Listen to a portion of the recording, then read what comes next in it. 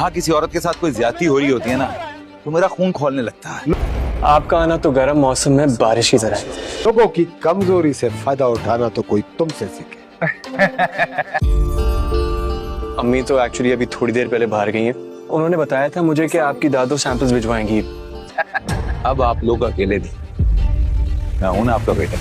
लेकिन ये अंदाजा नहीं था कि आपके हाथ भिजवाएंगी। क्यों आपको मेरा आना अच्छा नहीं लगा? ये मेरी बहू है, मेरे अब्दुल रहमान की बेवा है।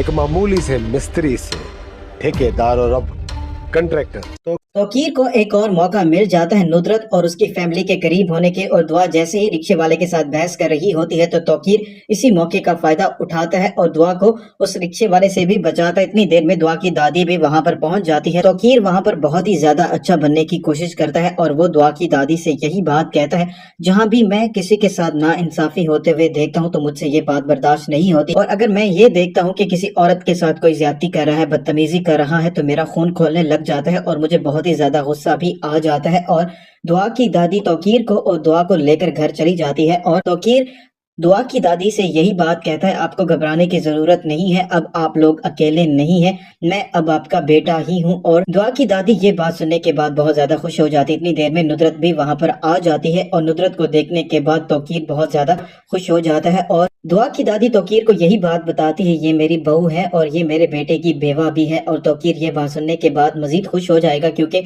उसकी नजर तो अब नुदरत जी पर ही है। तौकीर जब ये सारा ड्रामा कर रहा होता है तो आजिर ये सारा मंजर देख रहा होता है और आजिर को भी ये बात मालूम है तौकीर किस कदर शातिर इंसान है। तौकीर जब आजिर से मिलने के लिए जाएगा तो आजिर उसे यही बात कहेगा, तुम बहुत ही ज्यादा शातिर इंसान हो और तुम्हें लोगों की कमजोरी से खूब फायदा उठाना आता है।